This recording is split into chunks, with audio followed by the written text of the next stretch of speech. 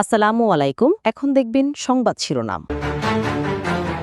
আক্রমণ পাল্টা আক্রমণে ভয়াবহ মধ্যপ্রাচ্য যুদ্ধ পরিস্থিতি। যুক্তরাষ্ট্র ইসরায়েল সহ 6 মিত্র দেশের সাথে একাই লড়ছে ইরান।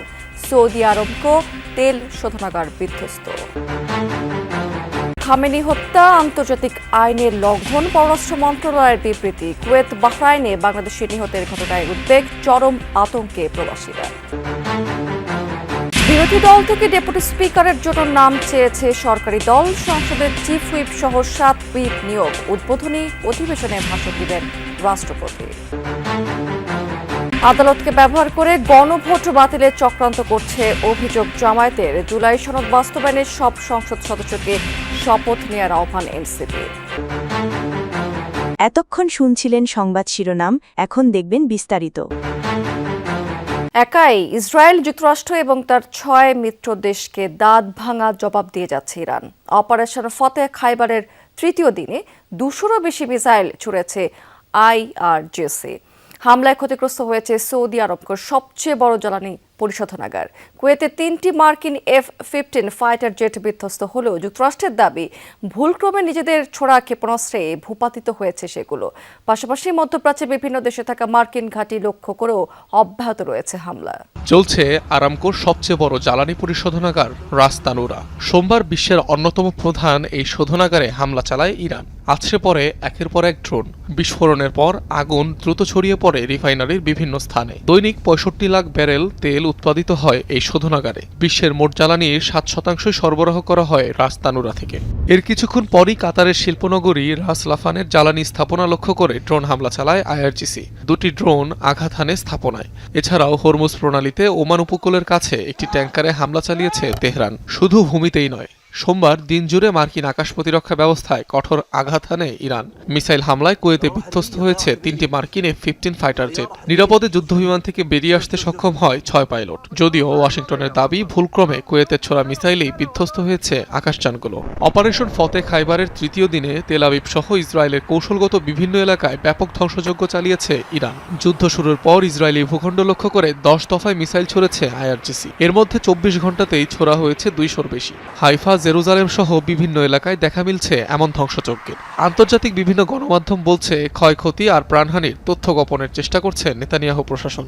মধ্যপ্রাচ্যে এখন পর্যন্ত সবচেয়ে বেশিবার সংযুক্ত আরব আমিরাতে হামলা চালিয়েছে ইরান। ছুড়েছে 1.5 শতাধিক মিসাইল আর 2 শতাধিক ড্রোন। মধ্যপ্রাচ্যে ইসরায়েলের অন্যতম ঘনিষ্ঠ এই মিত্র সবার আগে আব্রাহাম অ্যাকর্ডসে স্বাক্ষর করে। অন্যদিকে ইউএইর আল দাফরা এয়ারবেজে রয়েছে মার্কিন F-35 যুদ্ধবিমান, যা ইরানের বিরুদ্ধে হামলায় ব্যবহার হয়েছে। মধ্যপ্রাচ্যের যুদ্ধ পরিস্থিতিতে হতাহতের শিকার বাংলাদেশিরা। এতে চরম নিরাপত্তাহীনতায় দিন কাটছে মধ্যপ্রাচ্যের দেশগুলোতে থাকা প্রায় 1.5 কোটিরও বেশি বাংলাদেশি। নিরাপত্তা নিয়ে উদ্বেগের পাশাপাশি ভবিষ্যৎ নিয়েও দুশ্চিন্তায় পড়েছেন তারা। সরকার বলছে সেসব দেশে থাকা বাংলাদেশিদের নিরাপত্তা সর্বোচ্চ অগ্রাধিকার। পরিস্থিতির অবনতি হলে তাদের ফেরানোর প্রস্তুতিও রয়েছে বলে জানিয়েছেন প্রধানমন্ত্রীর পররাষ্ট্র উপদেষ্টা হুমায়ুন কবির। তবে নিয়মিত পরিস্থিতি মূল্যায়ন করে করণীয় বাস্তবায়নের উপায় খোঁজার তাগিদ দিচ্ছেন বিশেষজ্ঞরা। ইরানে ইসরায়েল ও যুক্তরাষ্ট্রের যৌথ হামলা, সর্বোচ্চ নেতা আয়াতুল্লাহ খোমেনিকে হত্যা, কয়েকশো মানুষের অকাল মৃত্যু, সব মিলিয়ে পরিস্থিতি জটিল। এ অবস্থায় উত্তেজনা ছড়িয়ে পড়েছে পুরো মধ্যপ্রাচ্যে। দুবাইয়ের বিমানবন্দরে হামলার পর সোমবার সৌদি আরবের সবচেয়ে বড় তেল শোধনাগারে হামলার ঘটনায় আতঙ্ক বেড়েছে দেশগুলোতে। কেবল সৌদিতে অবস্থান প্রায় 30 লাখ বাংলাদেশির। এর বাইরে আরব আমিরাতে লাখ 10 সহ সব মিলিয়ে মধ্যপ্রাচ্যে অন্তত 50 থেকে 60 লাখ বাংলাদেশি কর্মরত। সোমবার দুপুর পর্যন্ত প্রাণ গেছে 2 বাংলাদেশির, আহত হয়েছেন কয়েকজন। তবে সবার অবস্থান জানা সম্ভব নয়। এ পরিস্থিতিতে চরম উৎকণ্ঠায় প্রবাসীরা। সকাল 7টা সাড়ে 7টা বাজে একটা বোমা বিস্ফোরিত হয়েছে আমাদের ইন্ডাস্ট্রিয়াল এরিয়াতে। তো এখানে যত ওয়ার্কার আছে, যত মানুষ আছে গ্যারেজের, সবাই আতঙ্কের মধ্যে আছি আমরা। তো ওখানে দেখতে পাচ্ছেন ওই এরিয়াতে বিস্ফোরিত। তবে আমাদের এখান থেকে প্রায় একটু দূরে।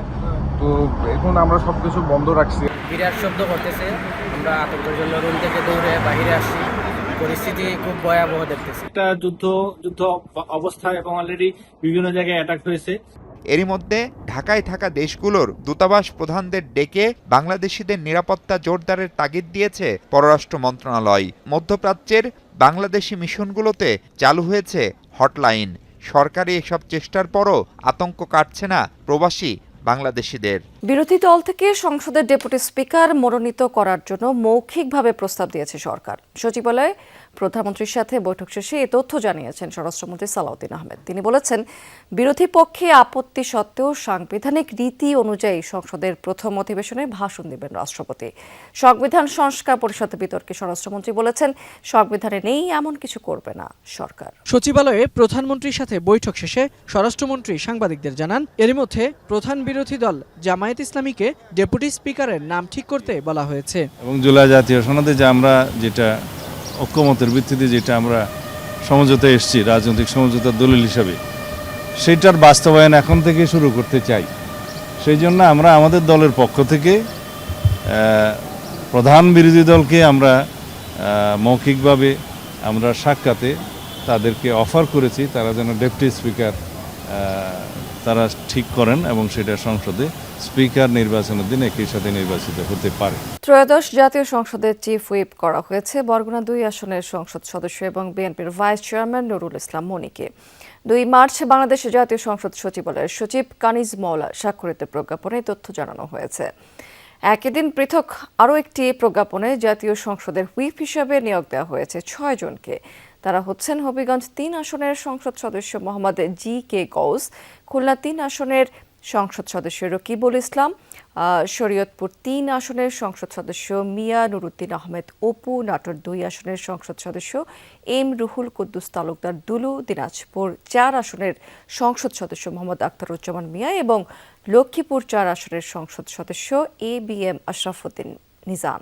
আদালত নয়, জুলাই সনদের সিদ্ধান্ত সংসদে হতে হবে বলে মন্তব্য করেছেন জামায়াতের নির্বাহী পরিষদ সদস্য ব্যারিস্টার শিশির মনির। তিনি বলেছেন, আদালতের ঘাড়ে বন্দুক রেখে কোনো সিদ্ধান্ত হলে সেটা বুমেরাং হবে। আর দলটির মুখপাত্র বলেছেন, আদালতের রায়ের পর বিরোধী রাজনৈতিক দলগুলো সিদ্ধান্ত জানাবে।